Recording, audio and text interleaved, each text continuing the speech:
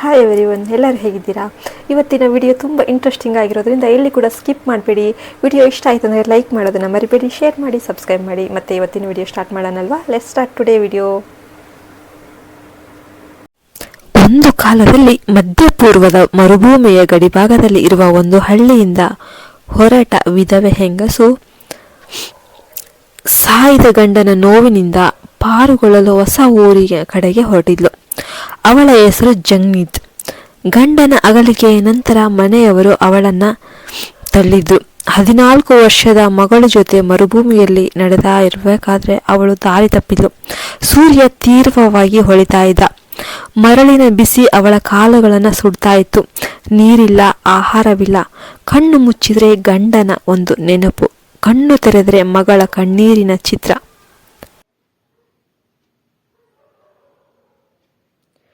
ಜಜ್ನಾಬ್ ಆ ದೇವರನ್ನ ಕೇಳಿದ್ಲು, ನನ್ನ ತಪ್ಪೇನು, ಏಕೆ ನನ್ನನ್ನು ಈ ಕೂಪಿದೀಯಾ ಅಂತ.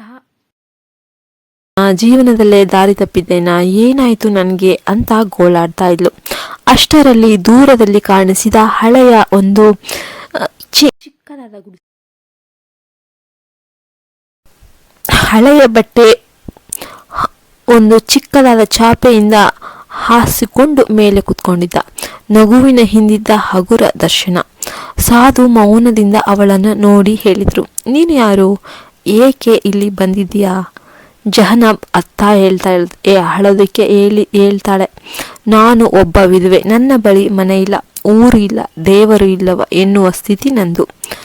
ಸಾಧು ನಗ್ತಾ ಹೇಳಿದ್ರು, ಈ ಮರುಭೂಮಿ ಎಲ್ಲರಿಗೂ ಏಕವಾಗಿ ಬಿಸಿಲು ಕೊಡುತ್ತೆ, ಆದರೆ ಯಾವುದೋ ನಂಬಿಕೆಯ ಮರಳು ತಂಪು ನೀಡುತ್ತೆ.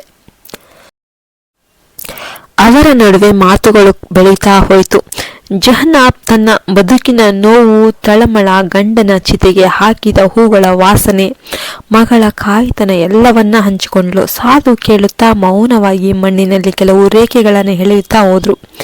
ಏಕೆ ನೀನು ಅದನ್ನೆಲ್ಲವೂ ನಿನ್ನದೇ ಎಂದ್ಕೊಳ್ತಿದ್ದೀಯೇ? ನಿನ್ನ ಗಂಡನ ಜೀವ, ನಿನ್ನ ಮನೆ, ನಿನ್ನ ಭವಿಷ್ಯ ಎಲ್ಲವನ್ನೂ ನಿನ್ನೊಬ್ಬಳನ್ನಾಗಿ ಭಾವಿಸುತ್ತಿದ್ದೀಯಲ್ಲ, ಅದು ನಿನ್ನ ಅಹಂಕಾರ. ಈಗ ನೀನು ಶೂನ್ಯ, ಆದರೆ ಶೂನ್ಯದಿಂದಲೇ ಹೊಸತನ ಹುಟ್ಟುತ್ತೆ. ಸಾಧು ದಿನಕ್ಕೆ 3 ಕಾಲ ಧ್ಯಾನ ಮಾಡ್ತಾ ಇದ್ದ. ಜಹನಾಬ್ಗೆ ಅವರಿಗೆ ಆಹಾರ ತಯಾರ ಮಾಡಿದ್ಲು. ಮಧ್ಯಾಹ್ನದ ಬಿಸಿಲಿನಲ್ಲಿ ಮಗಳು ಮರಳಿನಲ್ಲಿ ಆಡುವಂತೆ ಸಾಧು ಕೊಟ್ಟ ಚಿಕ್ಕ ಒಂದು ಮರದ ಗೊಳಿಗೆಯಲ್ಲಿ ಬಿಸಿ ನೀರು ತುಂಬಿದ ಒಲೆಯನ್ನು ಹಚ್ಚುತ್ತಾ ಇದ್ದ. ದಿನಗಳು ಕಳೀತಾ ಹೋದವು. ಜಹನಾಬ್ ನಿಧಾನವಾಗಿ ತನ್ನ ನೋವಿನಿಂದ ಹೊರಬರುತ್ತಾ ಹೋತು. ಸಾಧು ಅವಳಿಗೆ 10 ಕಥೆಗಳು ಹೇಳಿದ. ಗಂಧರ್ವನಾಗಿದ್ದವನು ಹೇಗೆ ಶಾಪದಿಂದ ಮನುಷ್ಯನಾಗಿ ಮತ್ತೆ ಮುಕ್ತನಾದನು, ಒಂದು ಹಂದಿಯ ಕಳವು, ಹೇಗೆ ಅವನ ಜನ್ಮದ ತಪಸ್ಸು ಕಳೆದು ಹೋಯಿತು, ಇಂತಹ 100 ಕಥೆಗಳು ಹೇಳ್ತಾ ಇದ್ದ. ಒಂದು ದಿನ ಸಾಧು ಹೇಳಿದ್ರು, ನೀನು ದಾರಿ ತಪ್ಪಿಲ್ಲ, ನೀನು ಈಗಲೇ ನಿನ್ನ ಗಮ್ಯವನ್ನು ಕಂಡಿರುವೆ. ನೀನು ನಿನ್ನ ಒಂದು ತೋರಿಸಬಹುದಾದ ದಾರಿ ಒಂದೇ, ಅದನ್ನು ನೀನು ಸ್ವತಃ ಸಾಗಬೇಕು. ಅವರು ಜನಾಬ್ಗೆ ಒಂದು ಕೆಲಸ ಕೊಟ್ಟರು. ಮರುಭೂಮಿಯ ಕೊನೆಯಲ್ಲಿ ಇರುವ ಬಡ ಮಕ್ಕಳಿಗೆ ಉಚಿತ ಪಾಠ ನೀನು ಮಾಡಬೇಕು. ನಿನ್ನ ವೇದನೆ ಯಾರ ಜೊತೆಗೂ ಹಂಚಿಕೋಬಾರದು. ಎಷ್ಟೋ ಜನ ಇಡೀ ಜಗತ್ತಿನಲ್ಲಿ ಇದ್ದಾರೆ, ನೀನು ಕೂಡ ಅದರಲ್ಲಿ ಒಬ್ಬಳು ಆಗಿರಬೇಕು. ಜನಾಬ್ ಹಿಂದಿರುಗಿದಳು. ಮರುಭೂಮಿಯಲ್ಲಿ 2 ಗಂಟೆಗಳ ನಡೆ. ಒಂದು ಹಳ್ಳಿಯಲ್ಲಿ ಶುದ್ಧ ನೀರಿಲ್ಲದ ಮಕ್ಕಳು, ಓದಿಯೇ ಇಲ್ಲದ ಹೆಂಗಸರು, ಪಾಳೆಯನಂತಹ ಪರಿಸ್ಥಿತಿ. ಜನಾಬ್ ಪಾಠ ಆರಂಭ ಮಾಡಿದಳು.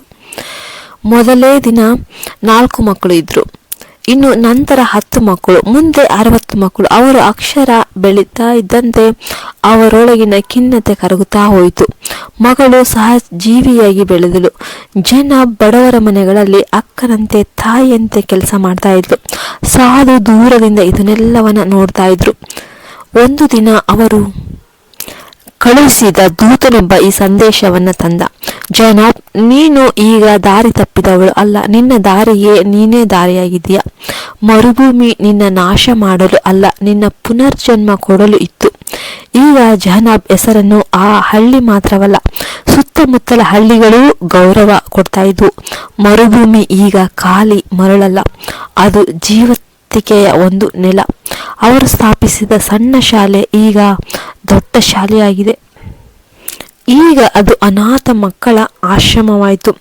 ಆ ಆಶ್ರಮದ ಮುಂದೆ ಅವರ ಹೆಸರಿನ ಫಲಕ ಏನಿತ್ತಂದ್ರೆ ಜನಾಬ್, ಮಾತೆ, ದಾರಿ ತಪ್ಪಿ ದೇವರನ್ನು ಕಂಡ ಮಹಿಳೆ ಅಂತ ಇತ್ತು. ಇದಾಗಿತ್ತು ಫ್ರೆಂಡ್ಸ್ ಇವತ್ತಿನ ವಿಡಿಯೋ. ನಿಮಗೆ ಏನು ಅನ್ನಿಸ್ತು ಈ ಕತೆ ಕಮೆಂಟ್ ಮಾಡಿ.